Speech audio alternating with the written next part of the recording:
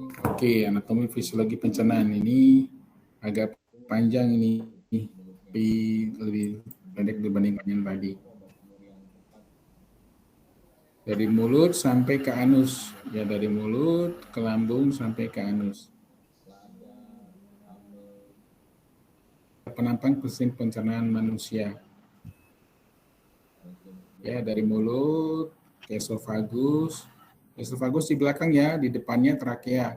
Jadi di trakea letaknya di depan esofagus. Makanya orang kalau dicekek nggak bisa napas, bukan nggak bisa makan. Ya, karena yang dicekek itu di depan. Ya, masuk ke lambung, lambung di usus 12 jari atau duodenum, masuk ke usus halus atau piunum, ileum, masuk usus besar, ascendum, transversum, descendum, ini sigmoid, masuk ke rektum, anus. Gitu ceritanya. Gampang. Pokoknya ilmu kedokteran, ilmu kesehatan gampang insya Allah. Cuman pusing menghafalnya aja, banyak kata-kata Latin. Nah, ini lambung ada regio perut ya.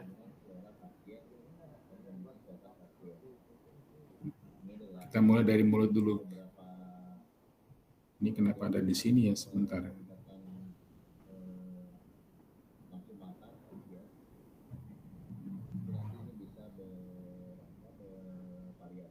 Oh, masuk dari sini dulu, dari mulut ya.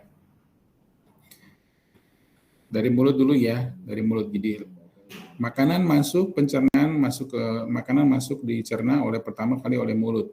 Secara mekanik oleh gigi, lidah dan pipi ya. Gigi, lidah dan pipi. Ya, secara mekanik, artinya gerakan. Kemudian secara enzimatik dikeluarkan kelenjar-kelenjar air liur secara enzimatik. Ya. Pipi, bibir, kemudian gigi sama lidah. Itu secara mekanik ya. Nah, ini secara enzimatik. Enzimatik itu ada kelenjar parotis, kelenjar submaxillaris, submandibularis, kelenjar sublingualis. Ya, ini kelenjar liur. Makanya kalau orang ngelihat asinan, tiba-tiba keluar air liur. Air liur itu terdiri atas tiga kelenjar. Kelenjar parotis, ini yang disebut orang gondongan, ya kalau dia infeksi gondongan. Terus kelenjar submandibularis di bawah mandibula dan sublingualis di bawah lidah. Ya, jadi pencernaan di mulut itu ada dua, mekanik dan enzimatik. Mekanik itu oleh gigi, bibir, lidah, pipi. Enzimatik oleh enzim. Di mulut mengunyah dengan tujuan memecah partikel besar menjadi partikel kecil. Kelenjar saliva itu kelenjar liur yang merupakan sekresi mukus ke dalam mulut. Fungsi dan kelenjar saliva membantu membasahi dan melumasi partikel makanan sebelum ditelan. Ada tiga kelenjar parotis, submandibularis, sublingualis. Tadi saya sudah sampaikan. Lingual itu lidah ya, lingual itu lidah. Jadi sub itu di bawah. Jadi kelenjar di bawah lidah. Submandibula di bawah mandibula. Parotis itu di samping pipi. Ya. Kelenjar saliva mengandung enzim. Wah, ini terlalu kecil ya tulisannya. Enzim petialin atau amilase. Ya, jadi memecah karbohidrat menjadi atau tepung menjadi karbohidrat yang lebih rendah seperti disakarida. Ya. Dari polisakarida menjadi disakarida. Enzim lipase itu lipid, ya lipid itu lemak di lidah, di kelenjar disekresi oleh kelenjar Ebner di lidah. Ya, jadi lemak mulai dihancurkan di lidah, lemak dan karbohidrat. Protein belum, karbohidrat dan lemak sudah mulai di metabolisme di lidah dihancurkan secara enzimatik maupun secara mekanik. Saliva mengandung 90% air, 0,5% protein dan elektrolit. Tubuh manusia menghasilkan 1.500 cc per hari, ya. Tapi ini tergantung, ya. Kalau seandainya banyak minum, banyak makan, maka banyak dikeluarkan. Kalau puasa, maka salivanya sedikit, makanya mulutnya kering kalau puasa. Ya, fungsinya memudahkan proses menelan. Sebab kalau menelan nggak ada air liur, seret ya, membasahi mulut ketika mengunyah, membantu proses bicara. Jadi kalau bicara mulut kering nggak enak ya, susah bicara. Ya, melarikan molekul yang merangsang reseptor kecap. Jadi ini manis, ini asam, harus ada air liur. Kalau nggak ada air liur, nggak ada rasanya. Sebagai antibakteri, karena mengandung antibodi yang mempertahankan pH mulut menjadi 7,0 pH netral. Ya, keasaman mulut. Kerongkongan. Kerongkongan tadi udah saya sebut ya, faring ya.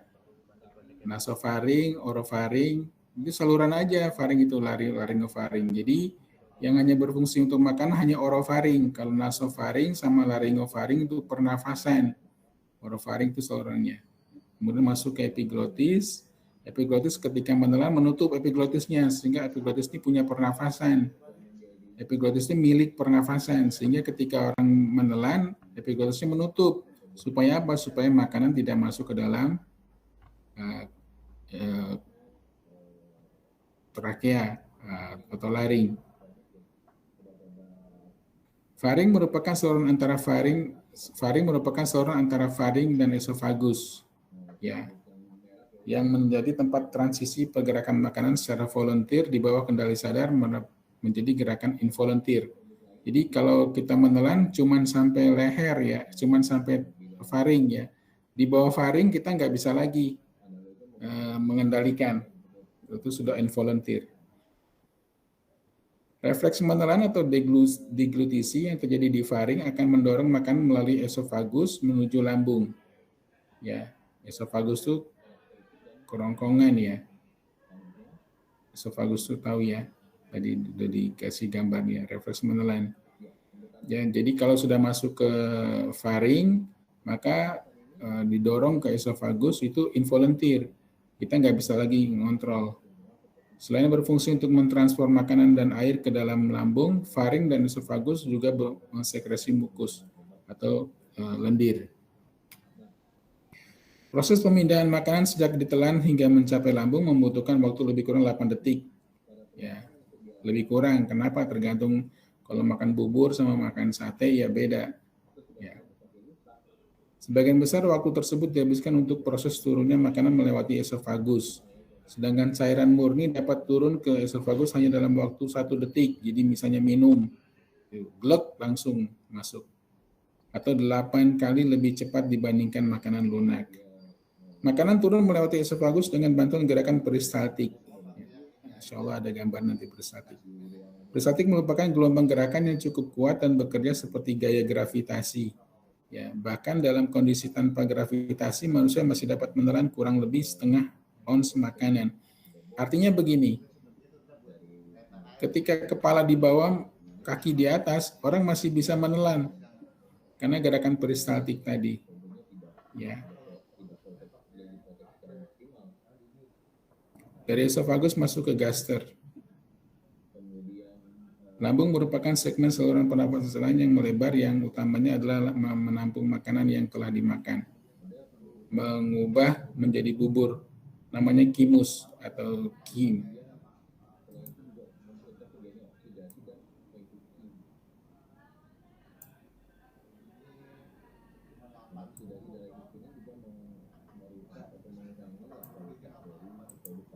Ya. Jadi kalau kita muntah dari lambung, yang kita muntahkan namanya kimus. Artinya makanan yang sudah bercampur dengan asam lambung, baunya bau asam, karena ada asam lambung. Lambung secara struktur histologis dapat dibedakan menjadi kardia di atas, fundus, sama pilorus. Ini kardia di atas, tempat masuknya esofagus, makan dari esofagus. Ini fundus, ini pilorus. Ya. Makanan yang masuk ke dalam lambung dengan membukanya orifisium kardia, ini kardia, orifisium itu mulut. Di dalam lambung terjadi proses digestif fisik dan kimia, sama dengan mulut.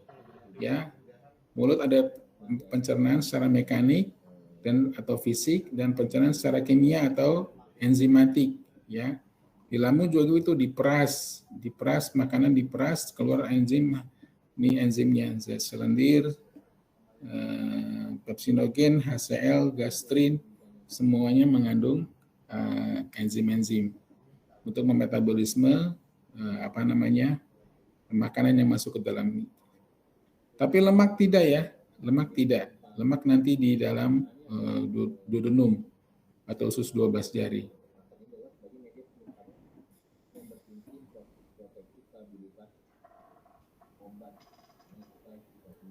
Selain itu lambung juga berfungsi untuk menyimpan makanan sebelum dilepaskan sedikit demi sedikit ke dalam usus. Jadi di lambung memecah dulu supaya partikelnya jadi kecil. Nasi, tempe, tahu, ikan yang makan dikunyah udah kecil, kemudian diproses lagi secara enzimatik, tambah kecil lagi, masuk ke dalam, dilepas ke dalam usus 12 jari pelan-pelan, sedikit-sedikit ya.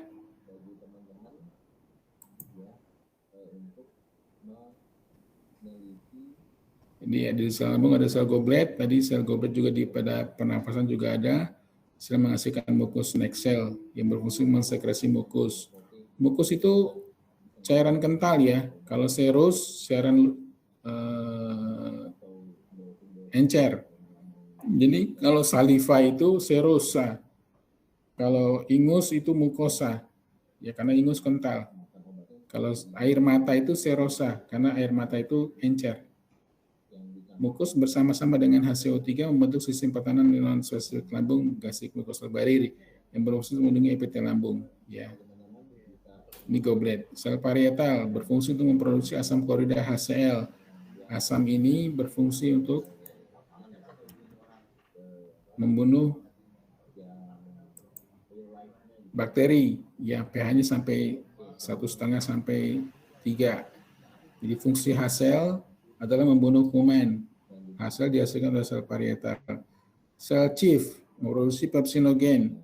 Ya, jadi ada sel goblet menghasilkan mukus, sel parietal menghasilkan HCl, dan sel chief menghasilkan pepsinogen, mengaktifkan HCl menjadi pepsin. Ya, pepsinogen menjadi pepsin. Pepsinogen diaktifkan oleh HCl menjadi pepsin. Jadi fungsi HCl ada 2. Satu, membunuh kuman karena asam, terlalu asam, kuman nggak kuat asam. Yang kedua, mengaktifkan pepsinogen menjadi pepsin. Pepsin ini merubah protein menjadi asam amino, memecah-pecah protein. Ya, jadi tidak ada lemaknya. Ini juga menghasilkan enzim lipase, tapi sedikit ya. Memecah lemak menjadi asam lemak dan gliserol dan enzim renin yang berfungsi mencerna susu. Renin ini. Tapi kalau pada dewasa renin nggak ada ya. Pada dewasa, pada bayi renin itu ada.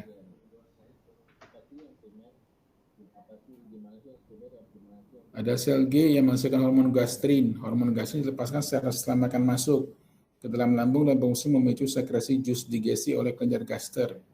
Jadi ketika akan makan masuk, sel G menghasilkan hormon gastrin. Hormon gastrin ini merangsang pembentukan pengeluaran sel goblet, sel parietal, sel chief. Ya.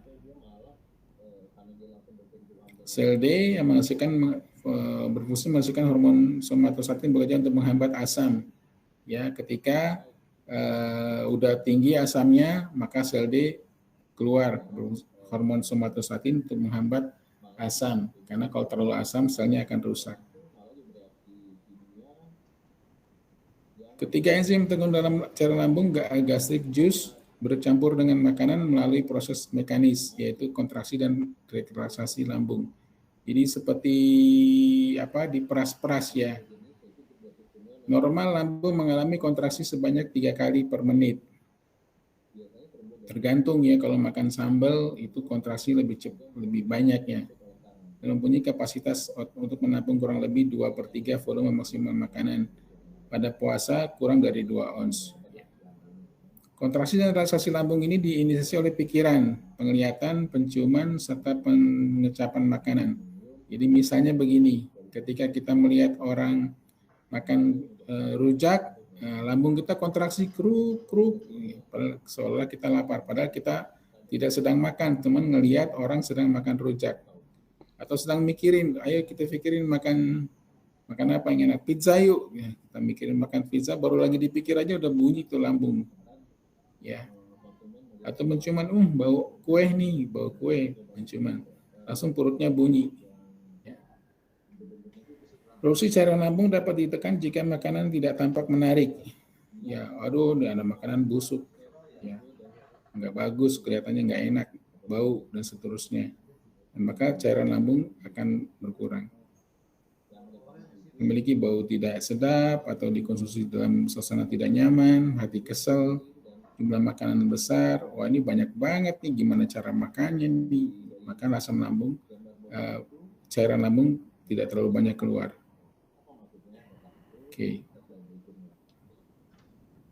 Pengosongan makanan dari lambung memerlukan waktu 2-6 jam, tergantung daripada kepadatan makanannya. Ya, kalau seandainya bubur dibandingkan sate, ya lebih cepat bubur ya, pencernaannya.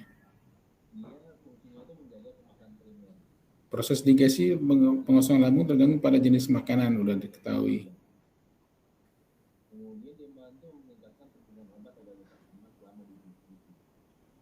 Air dan cairan meninggalkan lambung paling cepat. Jadi kalau kita minum, cepat segernya. Kenapa? Paling cepat diserap. Ya, ketimbang kalau kita mau seger makan nasi, lama jadi segernya. Paling seger, paling cepat minum kalau mau seger. Pengosongan karbohidrat paling cepat dibandingkan protein dan asam. Sedangkan protein meninggalkan lambung lebih cepat dibandingkan lemak. Kenapa? Lemak membutuhkan suasana netral. Makanya lemak itu tidak terlalu banyak diproses di lambung, tapi lebih banyak diproses di usus 12 jari. Dalam jangka waktu 5 menit setelah lemak masuk ke dalam lambung, hormon enterogastrin masuk ke dalam darah dan kemudian menuju lambung. Hormon ini mengantarkan gerakan lambung untuk menyebabkan pengosongan lambung menjadi lebih lambat. Jadi orang kalau banyak makan lemak, pengosongan lambungnya jadi lebih lambat. Nih, secara kimia, digerok-gerok, diremes-remes. Secara mekanik, maaf. Ya. Nah, dari esofagus ke lambung tuh ada klepnya. Makanya ketika kita makan, klepnya terbuka, masuk ke lambung. Dari lambung, walaupun kita jungkir balik, nggak naik lagi, kecuali cegukan. Apa itu HCl pada asam lambung? Membunuh kuman, mengubah kelarutan dari garam mineral, menetralisir sifat alkali dalam makanan. Jadi kalau makanannya alkali, dinetralisir oleh asam lambung. Jadi minuman alkali itu dinetralisir sama asam lambung, cairan alkali, membunuh kuman. Dan ini ada 2, maaf tuh. Merangsang dan membuka tutup klep atas yang sering disebut sebagai sphincter media. Fungsi asam lambung membuka tutup, ya, klepnya. Ini juga ada klepnya. Dari lambung ke usus 12 jari ada klepnya. Ya, jadi ketika klep dibuka, makanan keluar. Nanti sedikit makanan tutup lagi, ya.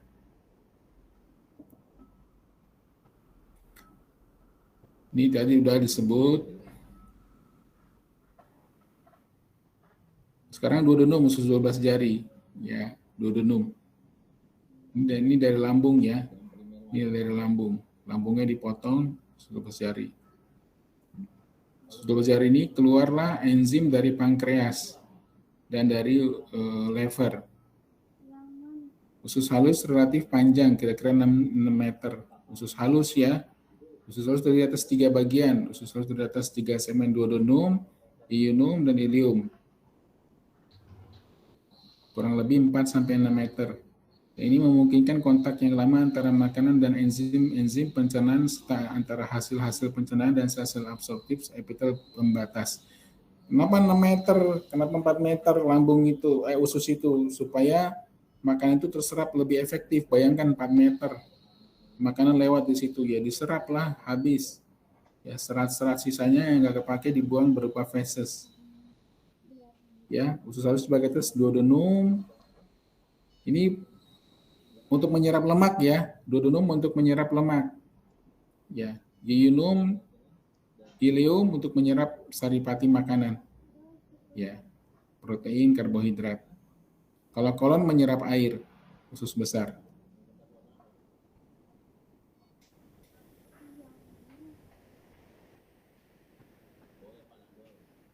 Ya, enzim dalam usus halus, tinggal dibaca aja, ya, enzim-enzim dalam usus halus.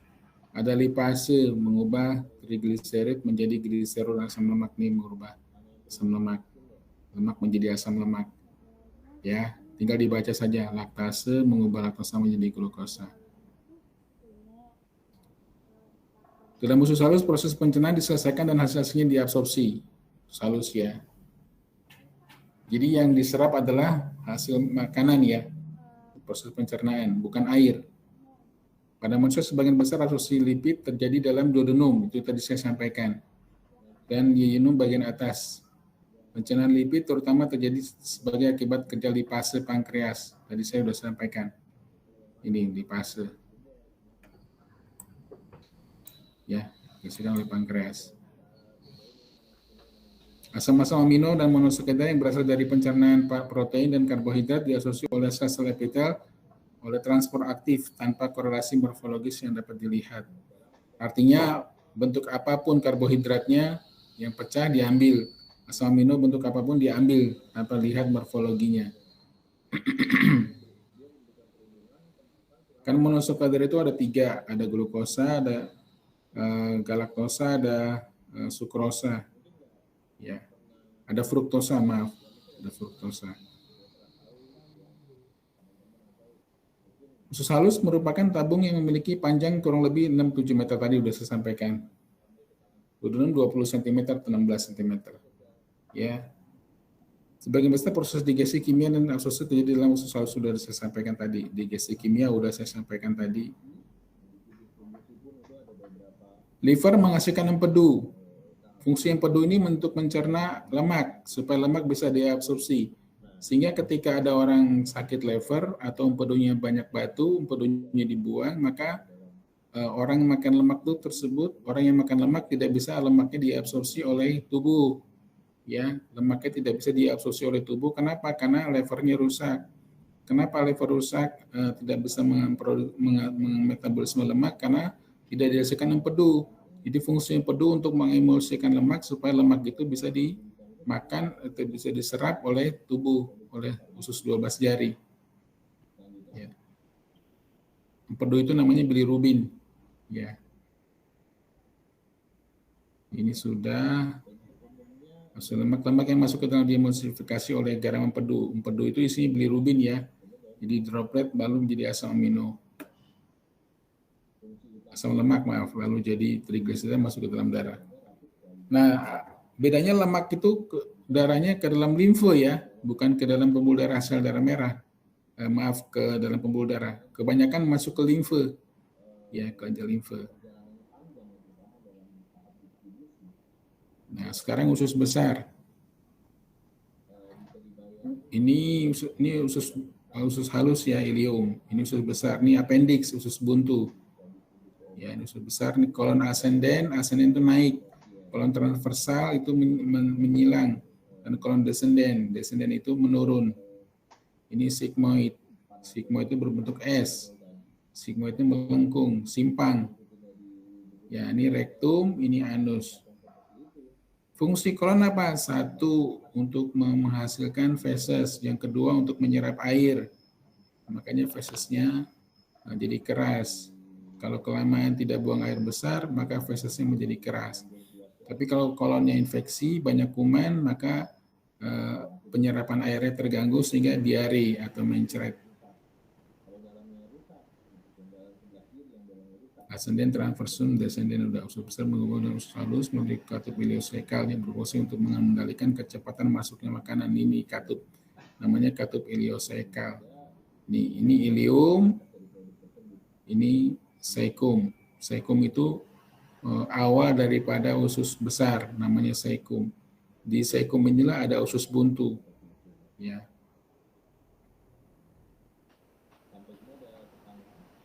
Katup iliosekal membuka seperti tadi, dari usus halus ke usus besar, maka masuk usus besar disebut sekum. Sekum yang segmen yang berfungsi menerima dan sisa makanan. Bagian sekum yang menonjol disebut appendix. Ya, di bagian sekum yang menonjol disebut appendix.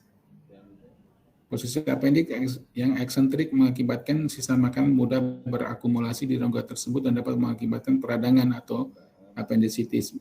Apakah karena biji cabai? Enggak juga. Apakah karena makan biji jambu? Enggak juga. Ya, bisa juga apapun bisa masuk ke situ. Fungsi utama usus besar adalah untuk menampung zat-zat yang tidak digesti. Jadi usus besar untuk menampung zat-zat yang tidak diperlukan oleh tubuh dan tidak diabsorpsi, namanya feses. Ya. Sebagian kecil garam dan air sisa pencernaan juga diserap usus besar. Jadi penyerapan air dan garam-garam diambil di usus besar. Bagaimana bisa terjadi feses mengeras? Gampang. Karena terlalu kelamaan di usus besarnya kelamaan. Ya, terlalu lambat berada di usus besar, jadi diserap terus. Ya, makanya banyak serat. Supaya kenapa serat bisa membuat feses tidak keras? Karena serat tidak di metabolisme di tubuh, sehingga serat itu dibuang oleh feses, dibuang oleh kolon. Karena dibuang oleh kolon, karena tidak diserap, maka dibuang oleh kolon, maka jadi lancar BAB-nya.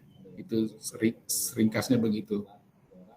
Nah, kemudian kenapa makanan yang enggak diabsorpsi menjadi feses? Karena ada bakteri E. coli namanya, ya, Escherichia coli. Itu bakteri yang mutualisme ya sama kita karena dia menghasilkan vitamin K. Ya, dia bakteri E. coli ini merubah makanan menjadi feses dan menghasilkan vitamin K.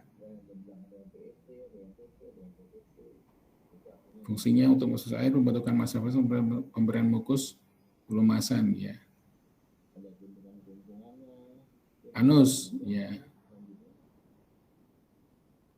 Pada daerah anus, membran mukosa mempunyai sekelompok lipatan longitudinal kolom rectalis morgani. Ini nggak usah diketahui, ini untuk masa kedokteran aja. Ini ada sphincter di anus ini. Ada sphincter, makanya orang kalau mau pup bisa nahan. Kalau sphincternya jebol, maka nggak bisa nahan pup. Rektum ini ada sensoriknya, jadi ketika orang mau ada feses di rektum, maka muncul sensasi untuk pup. Maaf ya, saya bilang pup ya. Jadi ketika ada feses di rektum, maka ada muncul sensasi mau pup. Tinggal sphincternya ini di anus. Kalau, waduh, masih dalam bis nih, masih di jalan nih, ditahan dulu sama sphincternya. Nah, nanti rektumnya terus dorong. Kalau kuat, ya jebol sphincternya, pup di celana, ya. Tapi kalau kuat sphincternya masih bisa tahan, langsung ke kamar mandi, kamar kecil langsung dibuka sphincternya, maka fesesnya keluar dari rektum lewat anus, gitu.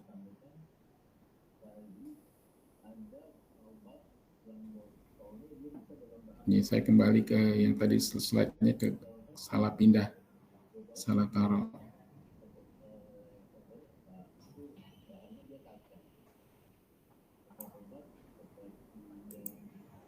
Nih, tubuh dibagi atas 3 ini penting ya. Tubuh dibagi atas abdomen, dibagi atas 9 regio. Hipokondria kanan, epigastrik, hipokondria kiri. Yang lumbal kiri, umbilikal, lumbal kanan. Nah, kalau sakitnya di sini usus buntu, misalnya begitu. Kalau sakitnya di sini saluran kencing, sakitnya di sini sigmoid, sakitnya di sini kolon descensus. Kalau sakitnya di sini ileum, ileum. Kalau sakit di kanan kolon ascendens. Kalau sakit di sini berarti lever. Kalau sakit di sini berarti lambung. Kalau sakit di sini berarti limfa. Gitu. Ya, sakitnya nyeri di mana lambung? Lambungnya di perut. Perutnya mana? Nih, umbilikal. Ini vesica urinaria bladder. Ini tempat usus halus, usus buntu. Ini usus besar ascendens transversum, sama descendens ini sigmoid. Ya. Pertanyaannya, regio 1 adalah namanya apa regio 1? Halo?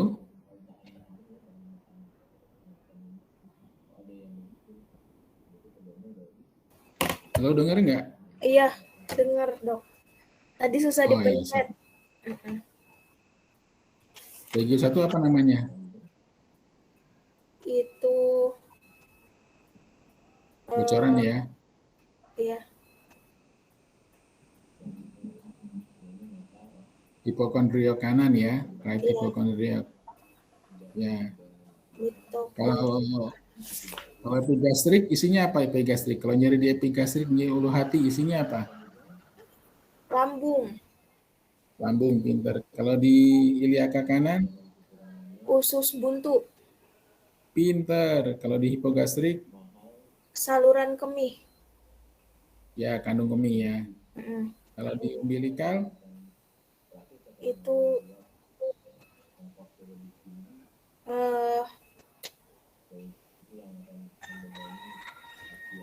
inilah Usus ulu halus. hati.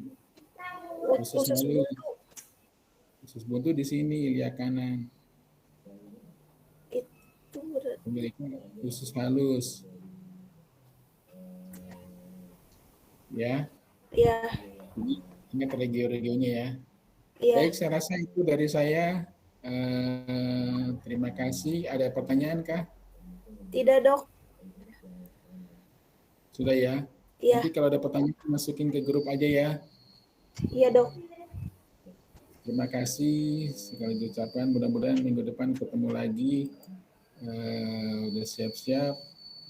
Assalamualaikum warahmatullahi wabarakatuh. Waalaikumsalam. Terima kasih dok. Ya, saya share di grup ya materinya ya.